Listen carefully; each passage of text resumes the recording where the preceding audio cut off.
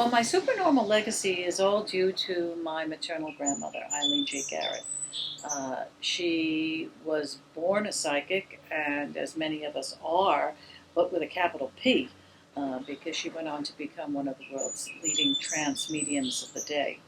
But her beginnings was she was born just outside of Dublin in a tiny town.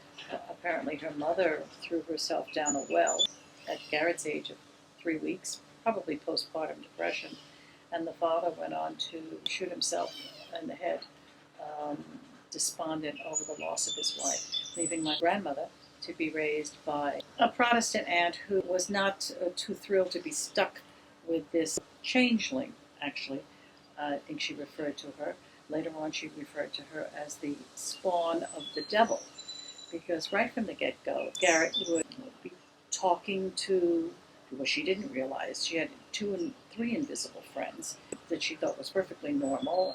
She had a knowing. In fact, she got in trouble, came running into the house to tell her aunt that her favorite aunt had stopped by and was outside on the porch with a baby in her arms, and that she wanted to say goodbye. So the aunt came out to the porch, and of course this other favorite aunt, Aunt Leonie, was nowhere to be found. And of course the next day it came to pass that this favorite aunt had died in childbirth. And when the caretaker aunt realized that, she told Garrett never, never, never to ever speak of such things. She was a very lonely child.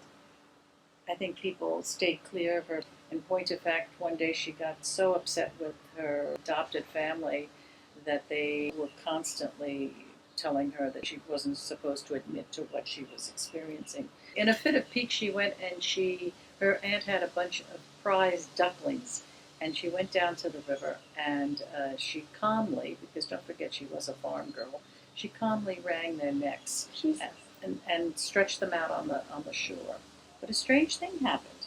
As she saw the little dead bodies, and she was filled with remorse at what she'd done, all of a sudden she realized that she could see this, like a smoky eminence from the bodies winding up like a spiral to the sky. Well, not being accepted for her gifts and not even understanding this and being really kind of ostracized, she also had a weakness in the chest, and she was sent to England to recover. All this psychic occurrences continued building, and she really thought at a certain point that she was losing her mind. One day she actually fell into trance. She was attending, actually, a seance at the College of Psychic Science. She was just a sitter, not just had been dragged along by a friend. And apparently after the sitting, which she had no recall of, she was told that she had suddenly fallen into trance, and a strange voice had been speaking through her, which really panicked her. As she started working as a functioning medium at the College of Psychic Science, she became in demand, because apparently the information that she was bringing forth was particularly valid, and people wanted to come and see her.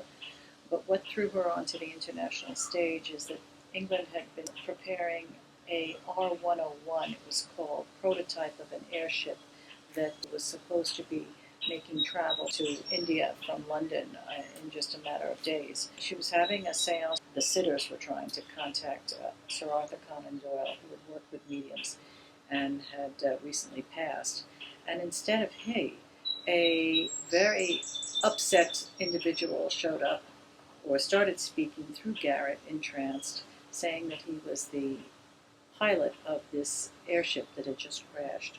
And he had all this information, technical information, that he wanted to impart, that as to why the crash occurred and what had caused it, and that was picked up in the papers, and it became, in those days, it was sort of like the Challenger blowing up. This R-101 was a big deal. And not only did this pilot start to talk through Garrett, but also some of the crew members. In point of fact, there was talk of her being a spy, because how could she have known a lot of this top secret information that was being built in a hangar? So this was picked up, this whole case, this R-101 case, is what brought her to the world stage. And she was brought over in 1932 by the American Society of Psychical Research to New York. And she underwent a series of experiments there.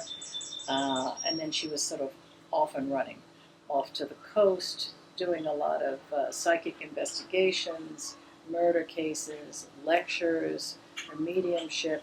That really, she took off as a medium of great repute. Apart from her psychic functioning, she was running with an interesting bunch of people, a very eclectic bunch. I mean, people such as Aldous Huxley and Salvador Dali, a lot of very wealthy people, healers, and she, apart from her psychic functioning, was also an author, and she tried very hard to put pen to paper to write down how she could do what she's doing, which is very useful in that someone who's actually experiencing psychic functioning, they don't normally try and explain or understand or be able to express how they do what they can do.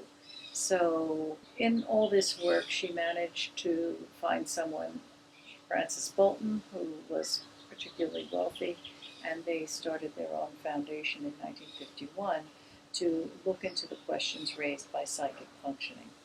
And that's the organization that's been going on for 69 years, that after my grandmother passed in 1970, my mother, Eileen J, took over, and then I took over at my mother's death. So this is when I talk about the foundation, or PF, that's what I'm referring to. What do you think Eileen Garrett's biggest accomplishment was? I think bringing psychic functioning to a mixed audience, and she wanted to and managed to hold different conferences, inviting people from other disciplines, all walks of life, other disciplines, academic disciplines, to come to the table and really try and examine psychic functioning and try and understand how it works and how it can benefit all. Also try very hard to make a discussion of psychic phenomena part of the normal. It's part of the human condition.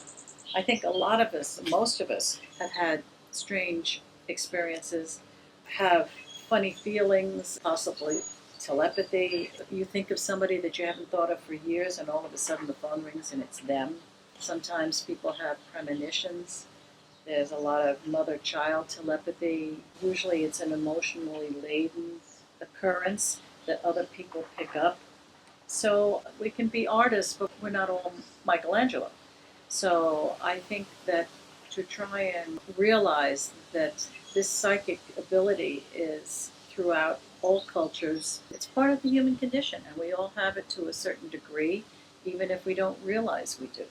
After a lifetime, she died at the age of 77, of dealing with these psychic gifts. You know, she caught a lot of flack because she never said emphatically that her gifts were proving the survival hypothesis. In other words, did she believe in ghosts?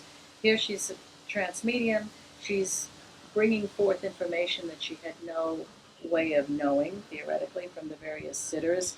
Does that mean that she is talking to ghosts? Does that mean that when we die, we all go on in some capacity and that we can come back? That's called the survival hypothesis. So having caught flack for not coming out and saying, yes, the psychic world exists, and yes, there are such things as ghosts, there was a very well-known phrase that she used to use, and I resonate to. I understand completely how she feels.